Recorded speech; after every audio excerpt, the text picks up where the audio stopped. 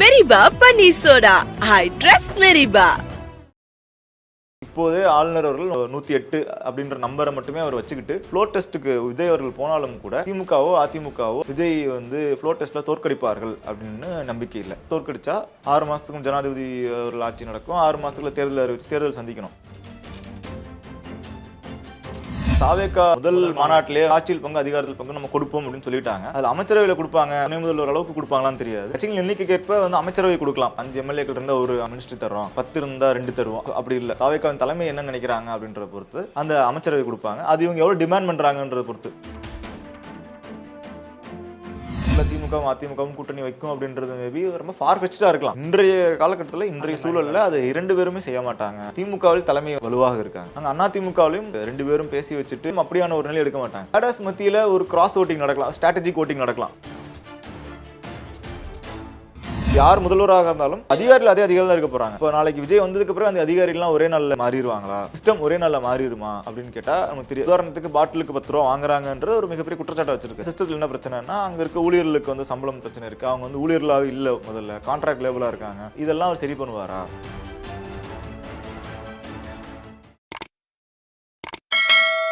வணக்கம். வணக்கம். இப்போ காங்கிரஸ் ஆதரவு கொடுத்துட்டாங்க. ஸோ இன்னொரு ஃப்ளோர் டெஸ்ட் இருக்கு. இப்போ அடுத்து பாமக கூட்டம் போட்டு பேசிட்டு இருக்காங்க அப்படிங்கிறதெல்லாம் நம்ம செய்தியில பார்க்குறோம். ஒருவேளை பாமகவும் ஆதரவு கொடுக்குறாங்க அப்படிங்கிற பட்சத்தில் இப்போ காங்கிரஸுக்கோ இல்லை பாமகவுக்கோ ஆட்சியில் பங்கு அளிக்கக்கூடிய, அதாவது மினிஸ்டர் கொடுக்கறதுக்கான வாய்ப்புகள் இருக்குதானே? இல்லை 2 அமைச்சர்கள் கொடுக்கறதுக்கு வாய்ப்பு இருக்கா, இல்லை ஒரு அமைச்சர் தான் கொடுக்கல? அவர் எண்ணிக்கை எவ்வளோன்றது நமக்கு தெரியல. ஆனால் தாவேகா அவங்க முதல் மாநாட்டிலே ஆட்சியில் பங்கு அதிகாரத்தில் பங்கு நம்ம கொடுப்போம் அப்படின்னு சொல்லிட்டாங்க. அதன் அடிப்படையில் அவங்க ஆட்சியிலும் அதிகாரத்திலும் பங்கு கொடுக்கறதுக்கான வாய்ப்புகள் அதிகம் இருக்கு. அதில் அமைச்சரவையில் கொடுப்பாங்க, அதாவது இவங்கெல்லாம் வெளியில் சமூக வலைதளம் பேசுகிற மாதிரி துணை முதல்வர் அளவுக்கு கொடுப்பாங்களான்னு தெரியாது. அந்த கட்சிகள் எண்ணிக்கைக்கேற்ப அமைச்சரவை கொடுக்கலாம். அந்த அமைச்சரவை அவர் ஒரு மனம் போல தான். ஏன்னா நம்பர் வச்சு நீங்கள் சொல்ல முடியாது. இந்த 5 நம்பர் 5 நாடாளுமன்ற 5 எம்எல்ஏக்கள் இருந்தால் ஒரு மினிஸ்டர் தர்றோம், 10 இருந்தால் 2 தருவோம், அப்படி இல்லை. அவங்க விஜய் தலைமை தாவேகாவின் தலைமை என்ன நினைக்கிறாங்க அப்படின்றத பொறுத்து அந்த அமைச்சரவை கொடுப்பாங்க. அது இவங்க எவ்வளோ டிமாண்ட் பண்ணுறாங்கன்றதை பொறுத்து. இவங்க சிலர் வெளியிருந்து ஆதரவு தெரிவிக்குன்னு சொல்லலாம், சிலர் எந்த இதுவும் இல்லாமல் நாங்கள் நிபந்தனையற்ற ஆதரவு தருவோம்னு சொல்லலாம்.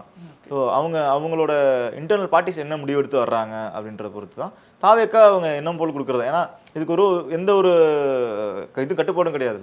அமைச்சரவையில் எவ்வளோ பேர் இருக்கலாம் அப்படின்ற ஒரு நம்பர் இருக்கு, 35 37 இருக்குன்னு நினைக்கிறேன்.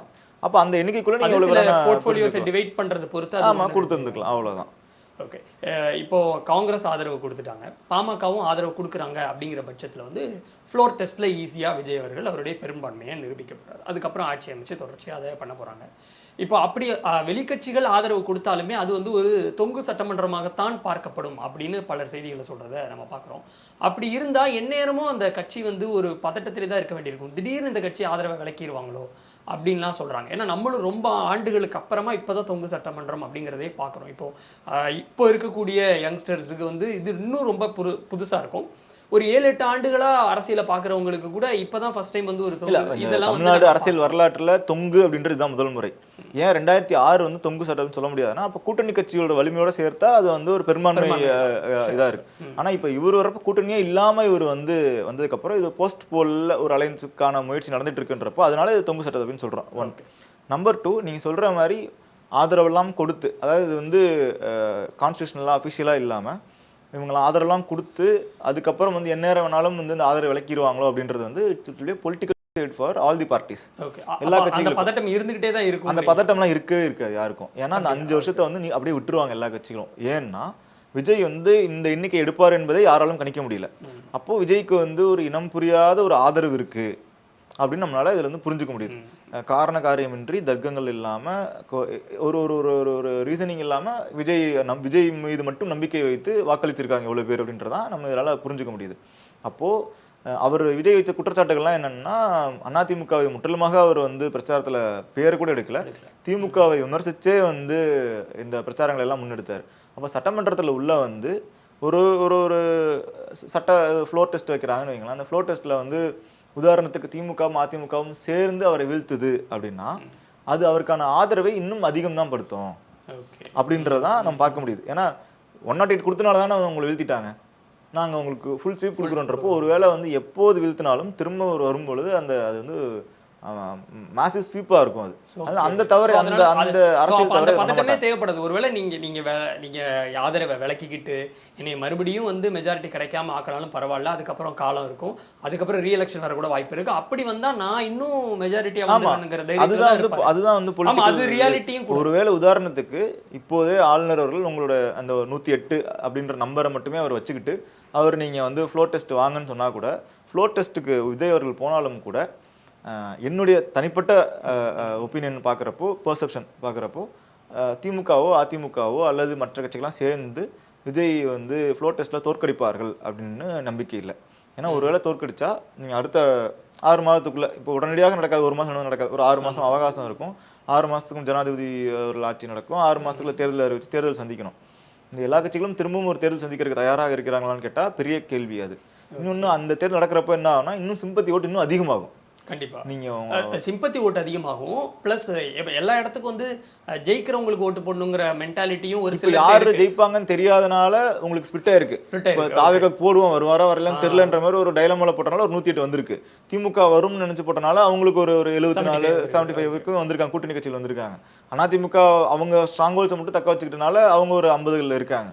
இப்போ விஜய் தான் அப்படின்னு அவங்களுக்கு தெரிஞ்சிச்சுன்னா ஃபுல் ஸ்வீப் ஆகும். அப்போ என்ன ஆகும்னா 2 திராவிட கட்சிகளும் மார்ஜினுக்கு தள்ளப்பட்டுருவாங்க. ஒரு 20 30 அப்படின்ற எண்ணிக்கைக்கு தள்ளப்பட்டுருவாங்க. 200 வாய்ப்புகள் அதிகமா இருக்கும். அப்போ அதை வந்து 2 திராவிட கட்சிகளும் விரும்ப மாட்டாங்க.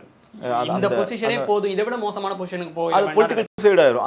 அந்த நிலையை வந்து 2 திராவிட கட்சிகளும் விரும்ப மாட்டாங்க. பட் அப்படியே ஒரு எலெக்ஷன் வந்து இந்த 2 கட்சிகளும் சொல்லி வச்சோ இல்ல பேசிக்கிட்டோ நமக்கு மாற்றா இன்னொருத்தர் வர வேண்டாம்னு எவ்வளவு ஒர்க் பண்ணாலும் அதை தடுக்க முடியாது அந்த வேவை. இல்ல முதல்ல அதுவே வந்து ஒரு இவங்க சொல்றதெல்லாம் வந்து ஒரு கட்டத்துல திமுகவும் அதிமுகவும் கூட்டணி வைக்கும் அப்படின்றது மேபி ரொம்ப ஃபார் ஃபெச்டா இருக்கலாம். ஒருவேளை நிகழ்காலத்தில் எப்பயாவது நடக்கலாம். ஆனா இன்றைய காலகட்டத்துல இன்றைய சூழல்ல அது 2 பேருமே செய்ய மாட்டாங்க அப்படின்னு தான் பாக்குறேன். ஏன்னா 2 இதுலயுமே வந்து திமுகவில் தலைமை வந்து வலுவாக இருக்காங்க. முன்னாள் முதல்வர் மு.க. ஸ்டாலின் அவர்கள் வலுவா இருக்கார். அங்க அதிமுகவிலையும் அவர் இப்பதான் வந்து முதல் முறையாக கடந்த நேரத்தில் இரட்டை தலைமையில் இருந்து ஒற்றை தலைமையாக சந்திக்கக்கூடிய முதல் சட்டமன்ற தேர்தல். அப்ப அவரும் வந்து அந்த மாதிரியான ஒரு முடிவை வந்து 2 பேரும் பேசி வச்சுட்டு அப்படி பண்ணுவோம் அப்படின்றது வந்து 2 பேருக்குமே அது ஒரு பொலிட்டிக்கல் இருக்கும். எனக்கு தெரிஞ்சு 2 பேரும் அப்படியான ஒரு நிலை எடுக்க மாட்டாங்க. கேடஸ் மத்தியில ஒரு கிராஸ் ஓட்டிங் நடக்கலாம், ஸ்ட்ராட்டஜிக் ஓட்டிங் நடக்கலாம்.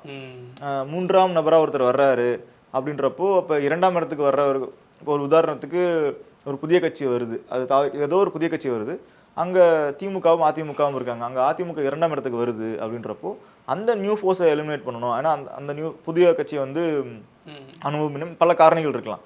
அப்போ அந்த இடத்துல ஸ்ட்ராட்டஜிக்கு என்ன நடக்கணும், திமுக வாக்குகள் கூட அதிமுகவுக்கு போகலாம். அப்படி அவர் அந்த ஒரு இடங்கள்ல நடக்கலாம். ஆனா நீங்க 234க்கும் அப்படி நீங்க ஒரு இது பண்ணி நடக்கணும் அப்படின்றது சாத்தியம் கம்மி. இப்போ இந்த ஆட்சியில வந்து முந்தைய ஆட்சிகள்ல இதெல்லாம் வந்து தவறு அப்படின்னு விஜய் அவர்கள் சுட்டி காட்டினாரோ அது எல்லாத்தையும் வந்து அவர் தன்னுடைய ஆட்சியில் நடக்காமல் பார்த்துக்கிறாரா அப்படிங்கிற மிகப்பெரிய ஒரு கேள்வி ஒன்று இருக்குது. ஏன்னா உதாரணத்துக்கு விஜய் அவர்களை எதிர்க்கக்கூடியவங்க தொடர்ச்சியாக வைக்கக்கூடிய விமர்சனமும் அதுதான். ஒரு ஆட்சியில் சில தவறுகள்லாம் நடக்க தான் செய்யாது. தெரியாமல் விஜய் அது எல்லாத்தையும் பெருசுப்படுத்தினாரு, தாவேக்காவினர் பெருசுப்படுத்தினாங்க. இப்போ விஜயோட ஆட்சியில் அதெல்லாம் நடக்குதா இல்லையான்னு பார்க்குறோம் அப்படின்னு அவங்க வந்து கிட்டத்தட்ட ஒரு கண்கொத்தி பாம்பாக பார்த்துட்டு இருக்கிறாங்க. பட் ஒரு ரொம்ப வருஷம் கழிச்சு ஒரு நியூ சேஞ்சாக ஒரு கவர்மெண்ட் வந்திருக்குது. நம்ம ரொம்ப வித்தியாசமாக இத்தனை வருஷம் பார்க்காத சில ஆக்டிவிட்டீஸை ஒரு நியூ பார்ட்டி வந்திருக்கிறதுனால நம்ம பார்க்க போகிறோமா, இல்லை கிட்டத்தட்ட ஒரே மாதிரி தான் இருக்கும்னு நீங்கள் நினைக்கிறீங்களா? இல்லை, அரசியல் செயல்பாடை வந்து நம்ம பொறுத்திருந்து தான் பார்க்கணும். ஏன்னா அவரோட அரசியல் செயல்பாடு எப்படி இருக்க போகுதுன்றது காத்திருந்து தான் பார்க்கணும். ஆனால் கவர்னன்ஸ்ன்னு வரும்பொழுது, அதாவது நலத்திட்டங்களோ அல்லது வந்து தமிழ்நாட்டு மாதிரியான க்ரோத் ஃபேக்டரோ வந்து தமிழ்நாடு ஆட்டோ பைலட் மோடுக்கு வந்து கிட்டத்தட்ட ஒரு 10-15 வருஷத்துக்கு மேலே ஆட்டோ பைலட் மோடில் தான் இருக்குது. எந்த கட்சிகள் ஆட்சிக்கு வந்தாலும் தமிழ்நாட்டோட கல்வி வளர்ச்சியாகட்டும், தமிழ்நாட்டோடைய தொழில் வளர்ச்சியாகட்டும், தமிழ்நாட்டோட வேலைவாய்ப்பு நிலவரங்களாகட்டும், தமிழ்நாட்டோட சமூக சோஷியல் அந்த இண்டெக்ஸ் இதில் எல்லாத்துலேயுமே வந்து தமிழ்நாடு ஆட்டோ பைலட் மோடுக்கு வந்து 10 வருஷத்துக்கு மேலே ஆச்சு. இப்போ நாளைக்கு விஜயே வந்தாலும் காலை உணவு திட்டத்தை நிப்பாட்டுவாரா கேட்டால் மாட்டான், வாய்ப்பு இல்லை. ஒருவேளை அவர் வந்து மதிய உணவு திட்டத்தை நிப்பாட்டுவாரா, மதிய உணவு சத்து உணவு திட்டத்தை நிறுத்துவாரா, இதெல்லாம் வாய்ப்பு இல்லை. இப்போ மகளிருக்கு இலவச பேருந்துகள் ஆல்ரெடி அறிவிச்சிருக்காங்க, அவரும் அவரோட தேர்தல் வாக்குறுதியில் அறிவிச்சிருக்காரு, அதையும் நிறுத்த முடியாது. நான் முதல்வன் திட்டம், தமிழ் புதல்வன் திட்டம், அப்புறம் அது எல்லாமே வந்து கல்லூரி மாணவர்களுக்கு, ஆண்கள் பெண்களுக்குலாம் வந்து மாதம் 1000 ரூபாய் அரசு பள்ளியில் படிச்சவங்களுக்கு கொடுக்குறாங்க. அதே போல இலவச லேப்டாப் கொடுத்துருக்காங்க கல்லூரி மாணவர்களுக்கு. இதெல்லாம் வந்து விஜய் நிறுத்துவாரா அப்படின்னு கேட்டால் விஜய் நிறுத்த முடியாது அவர் வந்தாலும். அப்புறம் ரேஷன் கடைகளில் வந்து இங்கே வந்து பொது விநியோக திட்டம், இது இங்கே வந்து யூனிவர்சல் பிடிஎஸ் சிஸ்டம் தமிழ்நாட்டில் மட்டும்தான் இருக்கு, டார்கெட்டட் கிடையாது. நீங்கள் ரேஷன் பொருட்கள் வந்து இங்கே வந்து நான் இந்த சதவீத மக்களுக்கு மட்டும்தான் கொடுப்பேன், இந்த மக்களுக்கு மட்டும் தான் கொடுப்பேன், அதாவது அவங்க வந்து அவங்களோட ஆண்டு வருமானம் இவ்வளோ கீழே இருந்தால் மட்டும் தான் கொடுப்பேன், ஏழைகளுக்கு மட்டும்தான் ரேஷன், மற்றவங்களுக்குலாம் கிடையாது அப்படின்ற மாதிரி சிஸ்டம் தமிழ்நாட்டில் மட்டும்தான் இருக்கு. தமிழ்நாட்டில் மட்டும்தான் யூனிவர்சலாக பெரும்பான்மை சமூகங்கள் வந்து ரேஷன் கடையில் நீங்கள் போய் வாங்கிக்கலாம். இதெல்லாம் வந்து விஜய் வந்து நிறுத்த முடியுமான்னு கேட்டால் முடியாது. அதனால Tamil Nadu in terms of governance இந்த மாதிரியான விஷயங்கள், பாலிசி விஷயங்கள்ல ஆல்ரெடி ஆட்டோ பைலட் மோட்ல தான் இருக்கு. வந்து அதை அவர் என்ஹான்ஸ் தான், அவர் என்ன பண்ணாலும் அது என்ஹான்ஸ் தான் ஆகும். அதை வந்து அது பின்னாடி இழுக்க வாய்ப்பே இல்லை. அது பின்னாடி இழுக்கிறதுனா அவர் வந்து இதை இந்த மாதிரி நிப்பாட்டணும் டிராஸ்டிக்கா. ஆனா இப்ப நிப்பாட்ட முடியாது நம்ம சொல்றோம், நிப்பாட்டினாருன்னா என்ன அப்படின்றதான் அதெல்லாம் அவர் பண்ணிடாம இருந்துடணும். அதனால அந்த இது வந்துடும். In terms of law and order எப்படி அவர் வந்து தன்னுடைய கட்சிக்காரர்கள் நடத்துறாரு, அமைச்சர்களோட செயல்பாடுகள் எப்படி இருக்க போகுது, அவர் சட்டமன்றத்தில் அவரோட செயல்பாடு எப்படி இருக்க போகுது, துறை சார்ந்த அவரோட செயல்பாடுகள் எப்படி இருக்க போகுது, சட்டம் ஒழுங்கு பிரச்சனை அப்படின்றப்போ அது வந்து இவ்வளவு தூரம் வந்து சட்டம் ஒழுங்கு பிரச்சனை வந்து ஒரு பேசிட்டு இருந்தாங்க, அதை எப்படி நிர்வகிக்க போறாங்க. அப்புறம் கரப்ஷன் அப்படின்றது வந்து ஒரு இந்த தேர்தலில் வந்து பிரதான பேசு பொருளாக இருந்தது. கரப்ஷன் இவங்களுக்கு எப்படி ஹேண்டில் பண்ண போறாங்க, அது இது நாள் வரைக்கும் வந்து அரசியல்வாதிகளால் செய்யப்பட்ட கரப்ஷன் அல்லது ஊழல்ன்றது இந்த முறை வந்து அரசியல்வாதிகளால் தான் திரும்பவும் அப்படி இருக்க போதா, இல்லை அதை எவ்வளோ ஒரு குறைக்க போறாரு. இன்னொன்று லஞ்சம் அப்படின்னு சொல்றது, கரப்ஷன் சொல்றது வெறும் அரசியல்வாதிகள் மட்டும் தான் நம்ம பார்த்துட்டு இருக்கோம். உதாரணத்துக்கு அமைச்சர்களோ முன்னாள் அமைச்சர்களோ அவங்கெல்லாம் வந்து இடி வழக்குகளோ இல்லை சிபிஐ வழக்குகளோ இல்லை இன்கம் டேக்ஸ் வழக்குகளோ சந்திக்கிற பார்க்குறோம். ஆனால் இது அதிகார மட்டத்திலையும் அது இருக்கு, பியூரோக்ரஸி லெவல்லையும் அது இருக்கு. பியூரோக்ரஸி லெவலில் இருக்கிறது வந்து பெரும்பாலும் வெளியே வர்றதே கிடையாது. இப்போ அதெல்லாம் வந்து இவர் வந்ததுக்கப்புறம் சரி பண்ணுவாரா, இல்லை அந்த பியூரோக்ரஸி அப்படியே தான் இருக்க போதா? ஏன்னா பியூரோக்ரஸின்றது ஸ்டாலின் அவர்களுக்கும் அதே பியூரோக்ரஸி தான், எடப்பாடி பழனிசாமி அவர்களுக்கும் அதே பியூரோக்ரஸி தான் இருக்க போறாங்க. அதுக்கு முன்னாடி இருந்த யார் முதல்வராக இருந்தாலும் அங்க இருக்கக்கூடிய அதிகாரிகள் அதே அதிகாரிகள் தான் இருக்க போறாங்க. இப்போ நாளைக்கு விஜய் வந்ததுக்கு பிறகு அந்த அதிகாரிகள்லாம் ஒரே நாள்ல வந்து மாறிடுவாங்களா, அந்த சிஸ்டம் ஒரே நாள்ல மாறிடுமா அப்படின்னு கேட்டா நமக்கு தெரியும். இப்போ ஒரு உதாரணத்துக்கு பாட்டிலுக்கு 10 ரூபா வாங்குறாங்கன்றது ஒரு மிகப்பெரிய குற்றச்சாட்டை வச்சிருக்காரு. அது கரப்ஷனான்னு கேட்டால் அது கரப்ஷன் தான். அது ஒரு பெரிய நம்பரை எடுத்து பார்த்தா அது கரப்ஷன் தான். ஆனால் அந்த கரப்ஷனை வந்து நீ நாளையில வாங்காதன்னு சொன்னால் வாங்காமல் இருந்துருவாங்களா அப்படின்னு நமக்கு தெரியாது. அப்போ அதில் டீப் ரூட்டிங் சிஸ்டம், அங்கே சிஸ்டம்லேயே பிரச்சனை இருக்குது. அப்போ என்ன சிஸ்டத்தில் என்ன பிரச்சனைனா, அங்கே இருக்க ஊழியர்களுக்கு வந்து சம்பளம் பிரச்சனை இருக்குது. அவங்க வந்து ஊழியர்களாகவே இல்லை, முதல்ல கான்ட்ராக்ட் லேபிளாக இருக்காங்க. அவங்க சம்பளம் வந்து சராசரி சம்பளத்தை விட மிகவும் குறைவாக, சராசரின்றது இந்தியாவில் 14,000 15,000 சராசரி சம்பளம் சொல்கிறாங்க. ஆனால் டாஸ்மாக் ஊழியர்களோட சம்பளம் வந்து பெரும்பாலான இடங்களில் அதை விட குறைவாக இருக்குது. அவங்களுக்கு பணி பாதுகாப்பு கிடையாது, பணிக்கொடைகள். இப்போ இதெல்லாம் சிஸ்டமேட்டிக் பிரச்சனை. இதெல்லாம் அவர் சரி பண்ணுவாரா? இதை சரி பண்ணாதான் நீங்கள் லஞ்சத்தை சரி பண்ண முடியும். நீ வெறும் வாங்காத கண்டுபிடிச்சா நாங்கள் வந்து ஃபைன் போட்டுருவோம், சிசிடிவி கேமரா வைக்கிறோம் அப்படின்றது எல்லாமே வந்து நடைமுறையில் இதெல்லாம் வச்சிடலாம். ஆனால் அதனால அந்த குற்றங்கள் குறையுமான்னு கேட்டால் தெரியாது. இதெல்லாம் என்ன பண்ண போறாருன்றதான் நம்ம காத்திருந்து பார்க்கணும். இப்போ தாவேக்காவினருக்கு பொதுவாகவே வந்து அரசியலில் எதுவுமே தெரியாது, இவங்க கையில் போய் ஆட்சி போயிடுச்சு, இவங்க தமிழ்நாட்டை என்ன ஆக்க போகிறாங்களோ அப்படிங்கிற விமர்சனம் இருக்குல்ல. இது முதல்ல இருந்தே அந்த கட்சியினுடைய சப்போர்ட்டர்ஸ்க்கு அந்த விமர்சனத்தை முதல்ல வச்சுட்டு இருந்தாங்க. இப்போ அந்த சப்போர்ட்டர்ஸ் தான் எம்எல்ஏவாக இருக்கிறாங்க, இனிமேல் அவங்க மினிஸ்டர்ஸாக ஆக போகிறாங்க. ஸோ இந்த விமர்சனத்தை நீங்கள் எப்படி பார்க்குறீங்க? இல்லை அப்படிலாம் ஒன்றும் இல்லை, அது இது எல்லாரும் கற்றுப்பாங்க அப்படின்னு நினைக்கிறேன். இல்லை, இந்த விமர்சனத்தை முற்றிலும் புறந்தள்ளுறேன்.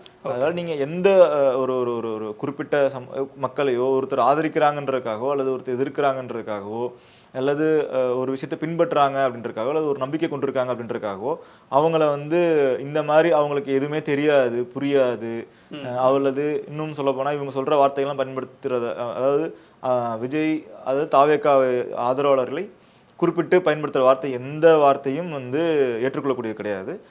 ஏன்னா எல்லா சமூகங்களையும் திமுக ஆட்சிக்கு வரும்பொழுது 67 வர்றப்போ திமுகவுக்குமே வந்து ஆட்சி அதிகாரம் புதுசு தான்.